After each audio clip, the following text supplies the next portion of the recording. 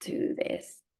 Okay, so now we are live on Instagram and live on Zoom for the members of the book club.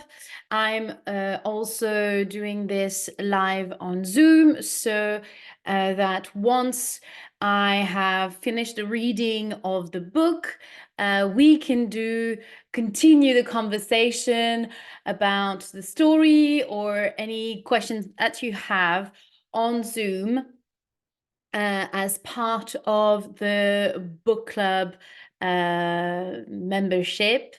So if you want more information about that, you can check out the membership page and or message me. Just message me, ask me anything in the comments or via message.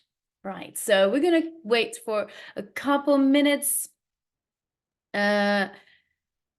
one more minute maybe, to see if anyone is joining this live and is happy to read and listen to the reading of this beautiful book and very powerful and those powerful stories because we follow different women, Black women, and so far. Hi, Katie. Happy that you're back. How are you? How are you?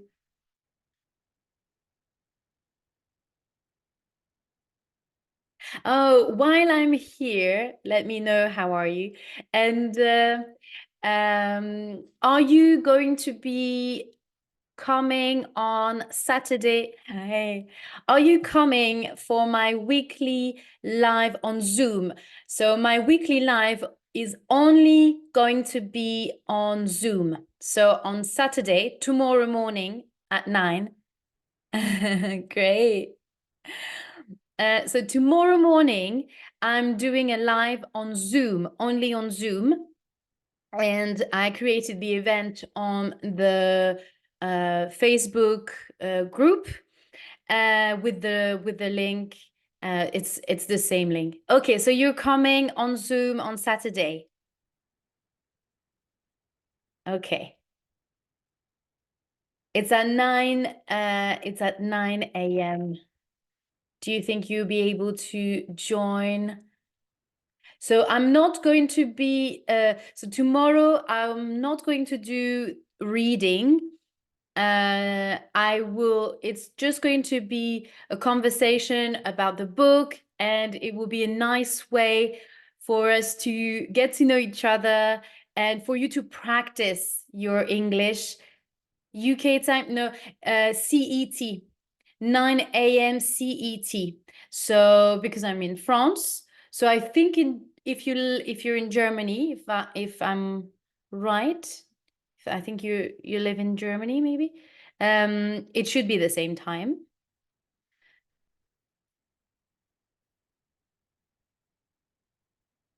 CET is for Central European Time, and it's basically everyone in Europe. Yes, so it's the same time, same as France. So 9 a.m. It's the same time. Do you think you'll be able to join tomorrow morning? Yes. Yes, 9 a.m.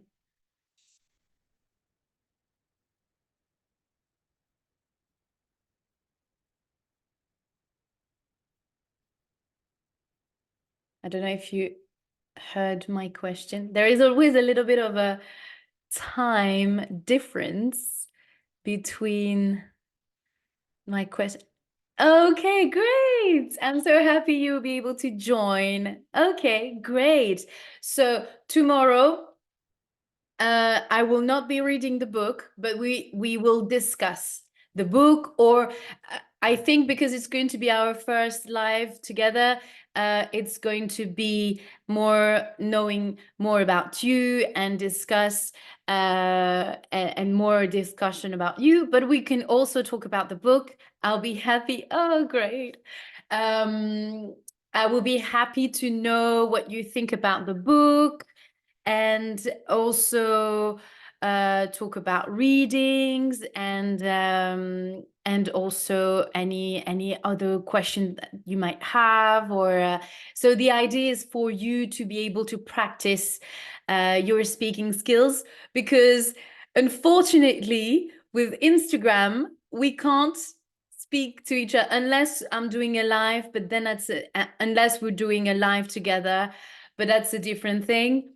And here it's not, and when you want to have a conversation, it's not the same when you're typing, the time that you type and me talking to you, it's such a different way than when you have a full conversation, oral conversation, when you speak to one another. So it's going to be a great way for you to practice your speaking, and it's nice to be able to speak to the other person as well, and to connect much better.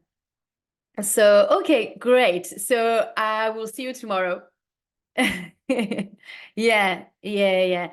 It's not the same as when you speak, when both people speak. So it's great. Instagram is great when there are so many people at the same time, and not everyone can speak at the same time. But when we're doing a Zoom, it's going to be less people, so we will be able to exchange, and it's a different thing when we are live on Zoom, so it's so different.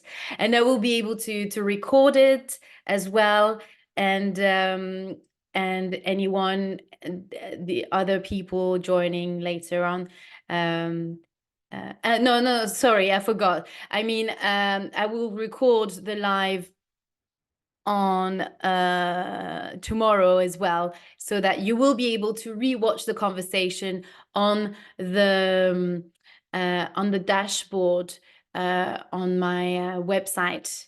I don't know if you managed to log in on my website. It's the members dashboard. So if you have any question, you let me know tomorrow anyway. Okay, so now let's go back to the reading, and let's do a quick recap of the book, of the through four chapters. Now today we're going to read chapter 5. Okay. Okay, great. Yes, you have. Perfect. Amazing. So it seems to be working. I'm happy. Okay, so today we're going to read chapter 5. And before that, I'm just going to do a quick recap on chapter 1 to 4, so that it refreshes our minds. And for people who are just joining, that will be a nice way to catch up on the reading, on this story. Okay, so chapter 1 is about Amma. Amma is a play director. She works at the National Theatre in London, and she created this play called The Last Amazon of Dahomey. And she is also she's an artistic director. That's the proper name of her job.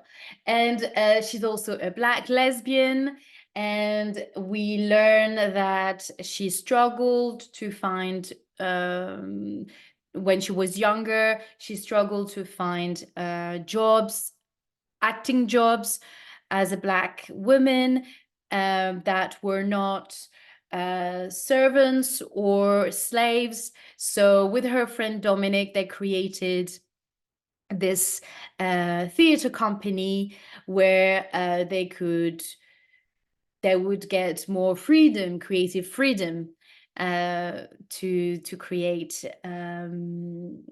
plays. Yeah, more creative freedom to imagine new characters and new type of plays, and not staying in these stereotypical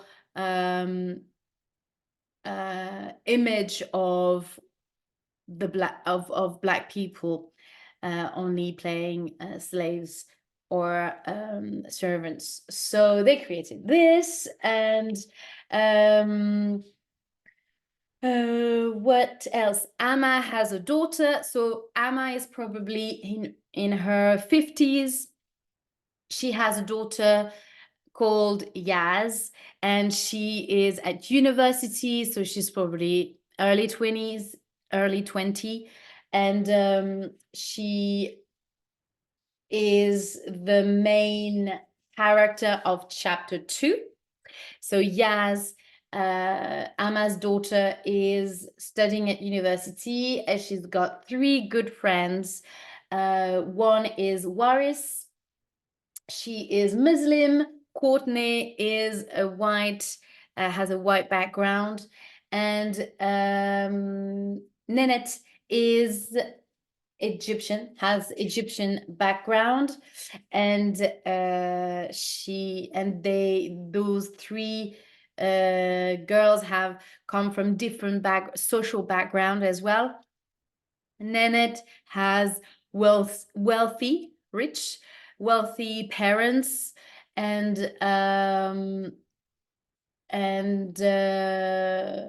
compared to Courtney, who comes from a poor family in England, in the countryside of England, and they argue about different topics such as religion, and they don't have the same point of view about privilege. So they have a very interesting conversation on that. After that, we have chapter 3. In chapter 3, we learn more about Dominic, Emma's friend, who's left London with her American girlfriend. So she meets this American girl, Enzinga, and she follows her to America. And they live in a community of women in I can't remember where exactly, and in the central, where was it? So they live in a community in the where is it? I can't remember in America. I think it's in a place that is quite remote. Remote means that it's quite isolated. It's probably in the country. I can't remember where was the place? The place was called Spirit Moon, and yeah.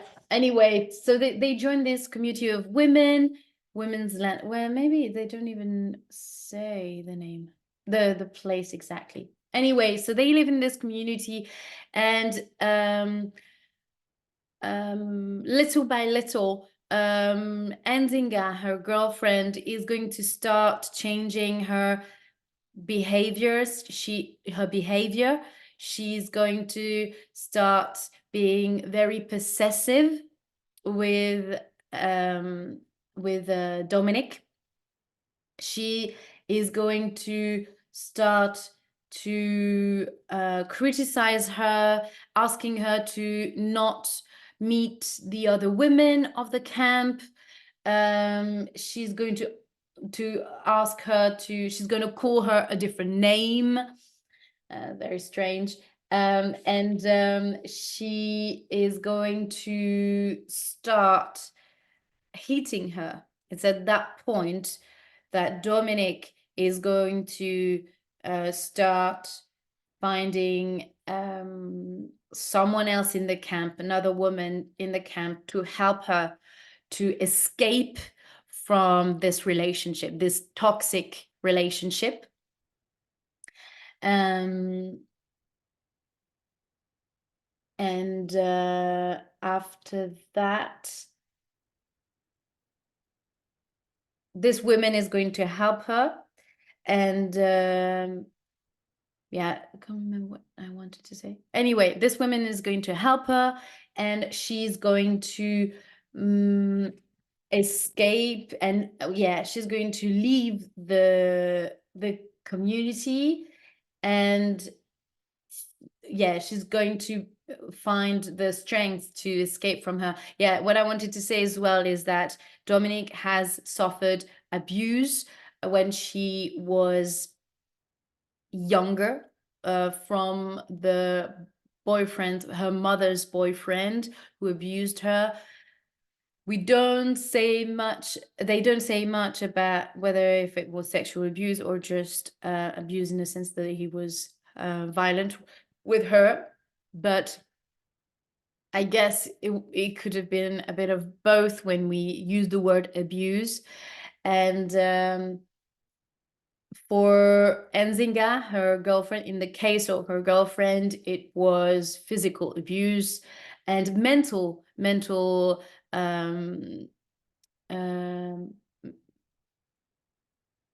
mental abuse or manipulation, we could say. She tried to isolate her, and Dominic started to feel really alone and very miserable, you could say. So she finally escaped from this relationship, find someone else, get married, she's got 2 kids. We learn that at the end, in the end, it's a very happy ending for her because she manages to create her own family in America. So she lived, so far, she's been living there for 30 years. And we don't know whether she meets Amma ever again. Amma had traveled at some point to visit her, and she tried to make her realize that this relationship was there was something wrong. And after that, we don't know if they ever met again. So that's maybe a mystery. We'll see later. And chapter 4, which is part of part 2, which is in part 2. Yeah, that's much better.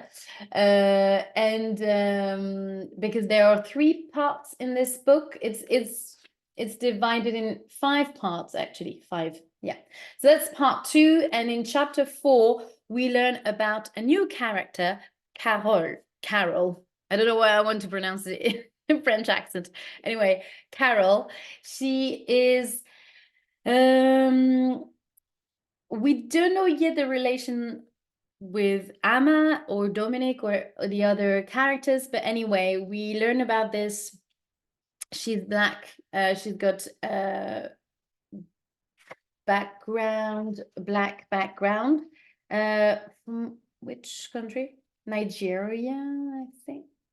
I don't remember. Anyway, so she's a black woman living in London. She is a banker, and we learn that at 13 she has been gang raped. Gang raped is the term used when often a girl has been raped by different people, men most of the time, men or boys, because this happens when these kids are not even adults. So this is just thinking about it is just mad, and it's crazy, unbelievable, but unfortunately those things happen, and that's terrible, terrible. And being raped is one thing, it's already terrible, but being raped by 4 or 5 people, this is horrible. Anyway, this is a tough topic. I'm sorry about this, talking about this, but it's good to know, to be aware of these kind of acts, these kind of things that happen to people. But is just talking about it is so it's so it's so tough. Thinking about what these people can go through. Of course, it's a fiction, but I'm definitely sure that it's been inspired by real events and real people's life. So yeah. So this girl at 13 was gang raped, and she decided to take her uh, future in her hands and not being the victim of that, and carry on, and trying to and be determined to not be defined by this rape, this trauma. So this is very courageous, but we see that she's struggling as well at the same time to grow and move on from this act. And this is of course understandable. At some when she was at school, she didn't want to go back to school, and after that at university, at some point she doesn't want to go back to university, but she's was convinced by her parents to go back, and she finally did, made friends. She made friends, and we stopped where she finally meets someone, Freddy, in the end, who becomes, well, yeah, so she meets Freddy, and he comes from a very, he's white, and his family is quite rich, is very wealthy, and they expect him to marry someone who has the same level, social level, but in the end, he proposed he proposed to Carole, and is quite proud of the fact that it shocks a little bit his parents. We just learned the last line. You should have seen their faces when I told them I was marrying you. So it feels a little bit like Freddy is provocative. He wants to provoke and shock his parents. Like it feels like an act of rebellion. Anyway, so it's interesting. That's quite a funny one. Anyway, let me know what you think about that. So chapter 5 is now about Bummi. Bummi is Carole's mother. Okay, so we are related to now this different branch of the story of the different characters. So Bummi is, now we're going to learn about Bummi, Carole's mother. Okay, let's go. Bummi did not realize that sending her daughter to a famous university for rich people would have a negative effect on their lives. When Carole came home after her first term crying because she did not fit in, we already saw that expression, is to belong, to feel that you have the right to be here. She did not fit in or have any friends. Bummi thought that would be the worst thing to happen. But then the Carole who returned home after her second term at school was not her Carole at all. This Carole spoke strangely and looked around their little flat as if it were full of insects. Eventually, Carole rarely came home at all. Instead, she spent her weekends and holidays at her friends' large houses in the countryside.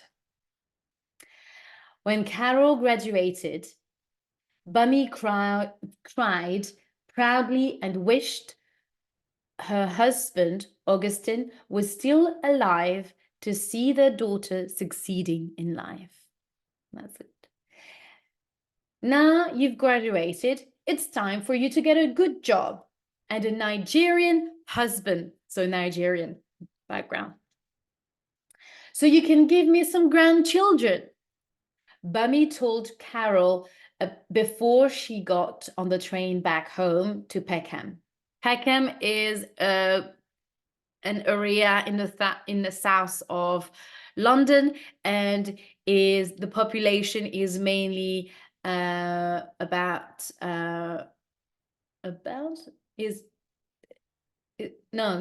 population is mainly Black people. So yeah, so that explains this, why the author used this area. Bummi told Carole before she got on the train back home to Peckham. Carole did not come home with her, but returned to the flat a week later, red-eyed and tired. I've been partying, Mother, Carole told her. Partying? Bummi asked. You're too old to be out partying. Are you sleeping around? Is that it? No, said Carole. I've never slept with anyone. I'm a virgin. Good, said Bummi. You have to stay a virgin. Remember, you're Nigerian. You're not one of these silly English girls. Now I'm going to make your favorite meal for dinner. I'm not hungry. Don't worry, Carole replied before going into her room and shutting the door behind her. For the first time in 3 years, Carole stayed with Bummi, so she could save money for a home of her own. Bummi used the time to introduce Carole to some of the handsome Nigerian men who went to her church, but Carole never agreed to date them. I'm not really interested in dating at the moment, Carole told Bummi. Don't wait too long, said Bummi. After you turn 30, you will be too old. So here, I like to hear this passage because I don't know how you feel, but especially when you're a girl, you're a woman, and you are 30 in your 30s. I know by experience that your parents start it's not intentional, but they start asking, telling you, okay, it's time to do some to procreate, to have kids and stuff, and it's very difficult to go at your own pace, especially when you have your family's friends, your cousins who have the same age more or less as you, who have boyfriends or have a partner, who are getting married or have kids, and you're not really in that situation. You feel a little bit like an outsider, and like you're not in the box, you're outside the box, and it's very difficult to kind of own your lifestyle or tell yourself that it's okay. It's fine. It's all right. Everyone have their own, go at their own rhythm. And that's so tough because we're always comparing ourselves to others. And we, in the end, when we're not exactly where we wish we would be at that age, at a certain age or in our 30s, it's very difficult to find some happiness in our situation and being grateful of all the things that we achieved, because it feels like none of the rest counts.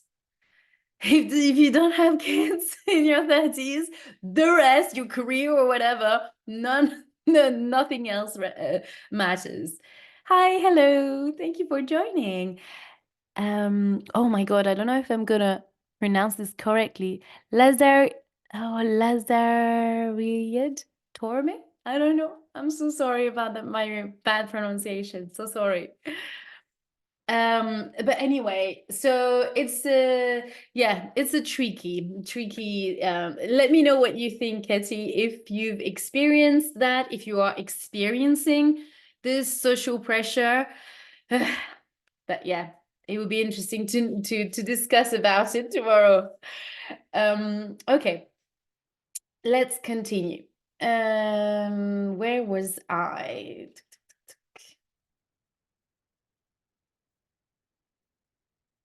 Okay, I'm not really interested in dating at the moment, Carole told Bummi. Don't wait too long, said Bummi. After you turn 30, you'll be too old. Bummi and Carole lived together peacefully for a couple of years, although Carole worked very late and stayed with friends most nights. Then, one morning at breakfast, Carole suddenly said, I have something to share. I'm engaged to be married, mother. Oh, big news. Bummi did not know what to think. How could her daughter marry a man she had not even introduced to her mama? Oh, um, oh, and he's white, English, said Carole quietly. We've been dating for a while and I'm really in love with him. Ooh. Bummi wanted to hit her daughter. Why do you like to cause problems for me? She shouted. You're bringing shame on your papa's life and on this family. Okay, so it seems like she's not quite happy about it. You're bringing shame. So here, it seems like the fact that the shame comes from the fact that her boyfriend is, or future husband, is not Nigerian. Yeah. Bummi wished Augustine was still alive, her husband, to talk to her daughter. She did not know what to do. It was just like when Carole had gone through a difficult period when she was 13 and refused to leave her bedroom for whole week for a whole well, it's a bit funny, for a whole weekend. She had only come out to eat, wash, and go to the toilet. So here it refers to the episode when Carole was getting raped, but obviously her mom doesn't know about it. So so this is how we are in Bummi's mind here. And for her, it was just a difficult period of her daughter's time. So yeah. What are you doing here? What are you doing in there? Bummi would ask. Sleeping, I'm tired, Mama. Carole would reply. Bummi had been so proud when Carole was accepted to Oxford. But she could not have ever guessed that going to university would lead to Carole rejecting her true culture. Yeah, that's a tricky thing when, especially for people who are kids who are the first in their family to go to university, or the first person to get a master's degree, or whatever. It's a big milestone for, as a family. It's like everyone is, yeah, it's a big jump, and a two-dimensional life to navigate when you are in this it's in a very academia bubble of Oxford, with rich people, with the educated people who have a certain way to speak, and when going back home have this other life where people are less educated and have a different social background and are have less means. Yeah, it's might not be easy to navigate.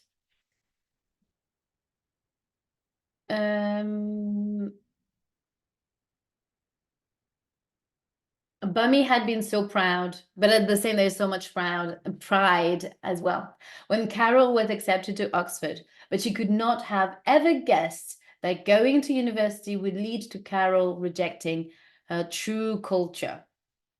But is she really rejecting it?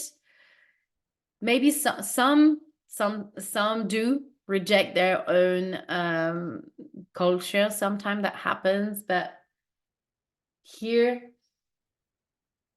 is it just by the fact that it's funny to see that by the fact that she is not marrying a Nigerian boy, it is like a betrayal for Bummi.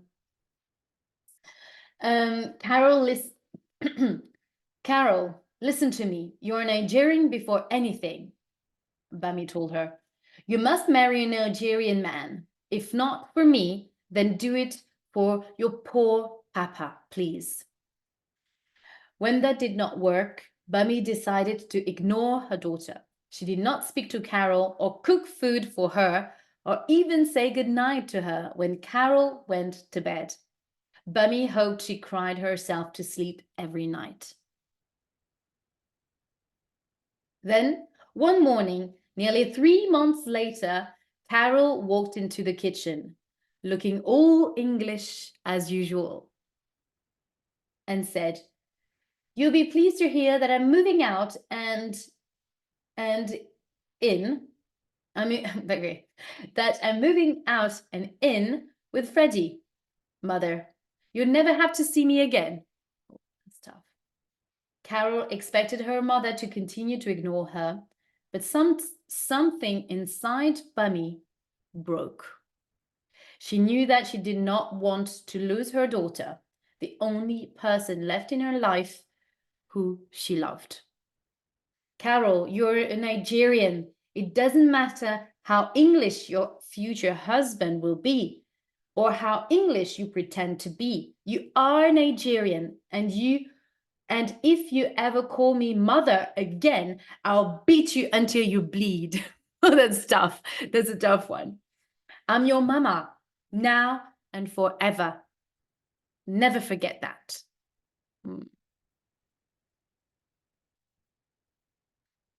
Judith's mother is a little bit pompous way to talk to your parents.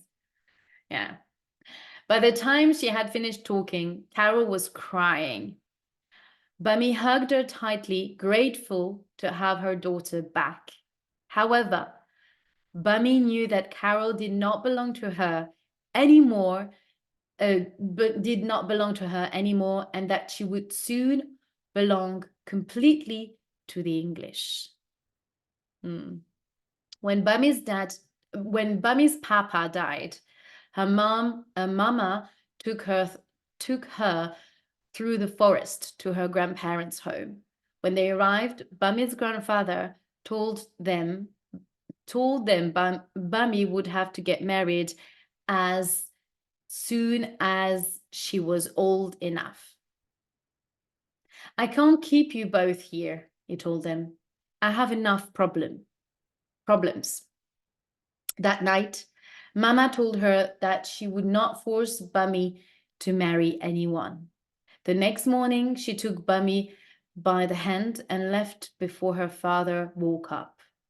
They arrived in the crowded city of Lagos, and Mama asked for work everywhere they went. Bummi hated Lagos.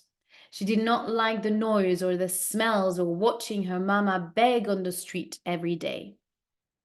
One day, she arrived at the factory and Mama managed to get a job. She worked 6 days a week to make enough money for them to live. While Mama went to work, Bummi went to a floating school on the river. The school was expensive, but Mama would rather not eat than have Bummi miss a single lesson. You're going to get a good job, Mama would tell her. So you won't have to worry about how to feed your children if your husband dies.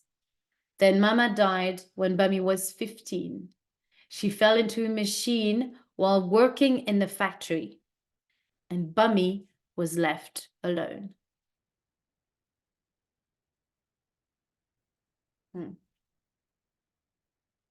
Bummi could not stay in Lagos any longer and was sent to live with her distant cousin, Auntie Ikio. Auntie Ikio did not treat Bummi like family. You should be grateful I'm letting you stay here, said Auntie Ikio, as she showed Bummi around her large home. Bummi became a servant for Auntie Ikio's family. She cleaned the house, went shopping, and took care of the children. Bummi did it all so that Auntie Ikio would let her stay in her home and study at school and then university. It was at university where Bummi met Augustine. Augustine liked Bummi a lot, and she liked him too. When he asked her to be his wife, she said yes and felt proud that she was marrying someone for love, like Mama had wanted. Oh, that's sweet. Bummi and Augustine moved to England so they could have a better chance of finding good jobs. They both had university degrees, so diplomas, but nobody in England cared about a degree from Nigeria. Instead of getting a job in government or becoming a successful businessman as he had planned, Augustine had to take a job as a cab driver. Cab, a taxi. Yeah, cab is the word in English that we use for taxi. As a cab driver and worked hard to provide for his family. Bummi could only find work as a cleaner. When they had a child, Carole, Augustine decided that if they could not live a good life in England, then maybe their daughter could. Augustine was a good father who loved Carole. So when he died of a heart attack, Bummi lost her belief in God. She went to church and continued to pray, but she did not believe any of the words that came out of her mouth.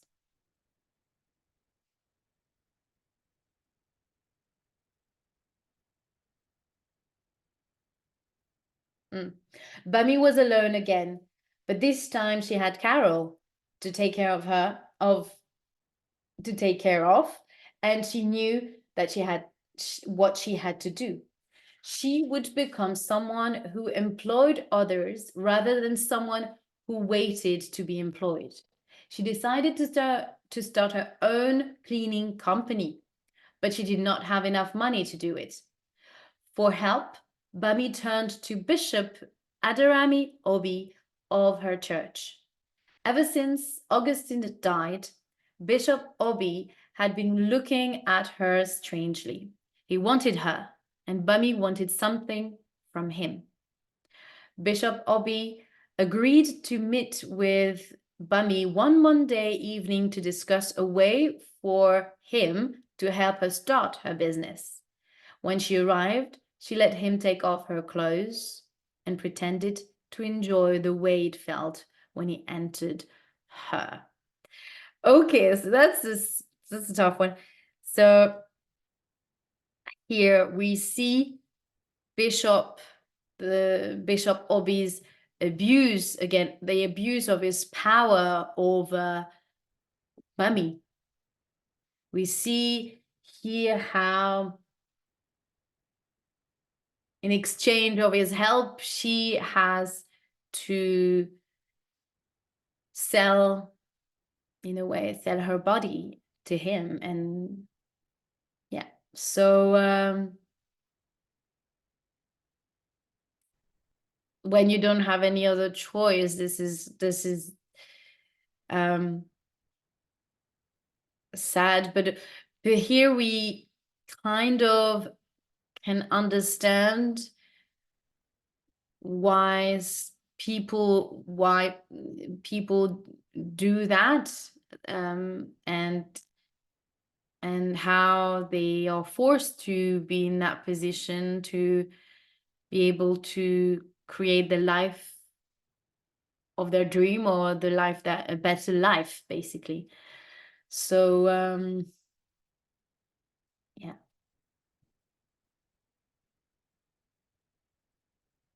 When she arrived, she let him take off her clothes and pretended to enjoy the way it felt when he entered her.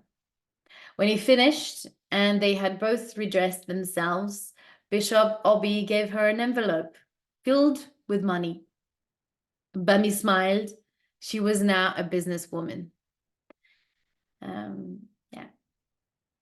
And it's just sad that sometimes that people have to go through this to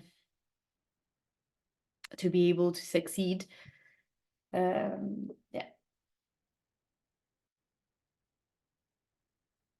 You're here to work. Sorry. Bummi's business began to grow slowly. Her first customer was a lady called Penelope Halifax. Penelope was a retired school teacher. Retired means that she finished her career. She's very old now and she is retired. She's not working anymore. She earn a pension, and because she worked all her life, and now she's enjoying life, and yeah, so enjoying, I don't know how much she enjoyed, but at least she doesn't work anymore. Penelope was a retired school teacher who had once worked at Carole's school. Bummi wanted to mention this to Penelope to try and have a friendly relationship with her, but Penelope did not want to talk to her. "You're here to work, not to talk," Penelope told her. Bummi quickly gained more customers and began to hire more people to work for her. Soon, she had 4 Nigerians, 2 Polish people, and 1 Pakistani person working for her. One of them was Sister Omofe from church. Bummi liked working with Omofe, and she began to miss her when they were apart. They became friends, and sometimes Bummi found herself thinking about touching Omofe in ways that were not acceptable. Ooh, steamy. Interesting. She imagined them lying together in bed as man and wife, and instead of it feeling bad, it felt right. Okay, so it seems like Bummi and Omofe, or Carole's mother, is lesbian. Omofe invited Bummi to sleep at her flat one morning when they had finished work. My sons are away at school in Nigeria, said Omofe. You can sleep in their room if you want, or you can sleep in my double bed with me. You can decide. Bummi followed Omofe into the bedroom and they spent the night exploring each other's body. Ooh. Bummi liked how it felt. When Omofe's sons finally returned home several years later, Bummi and Omofe began sleeping in Bummi's flat. It was strange being with Omofe in the bedroom she had once shared with Augustine, and in the flat she shared with her daughter. Bummi began to feel ashamed. She did not want to be that sort of person.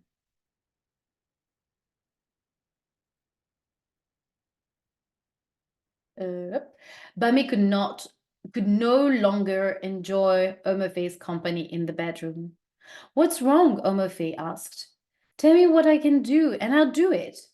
Bummi did not know what to say. She stopped inviting Omofe to sleep at her flat, stopped working closely with her, and did not sit next to her at church. Omofe soon became tired of asking Bummi what was wrong and left to work for another cleaning company. When Omofe arrived at church with another woman, Bummi was surprised at how quickly Omofe had moved on. She was also surprised at how upset she felt about it. Maybe she had strong feelings for her. Kofi was another cleaner who worked for Bummi. He was an older man with a wife who had died, 5 adult children, and many grandchildren. One night, Kofi invited Bummi to have a meal at his home, and they began to date soon after that. They spoke to each other about their lives, and Bummi told him about all the people she loved who had died young. She told me that every time he left her side, she expected him not to return. She told him about Carole and how she had married a white man who Bummi likes more than she had expected to. Now, Bummi sits in the garden of the home she shares with Kofi.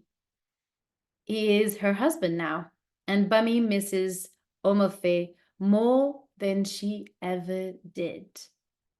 In a perfect world, she would like to have both Omofe and Kofi in her life, but she knows that that will not happen. Only men are allowed more than one partner. Freddy and Carole visit most Sundays for lunch, and sometimes Kofi's children and grandchildren join them.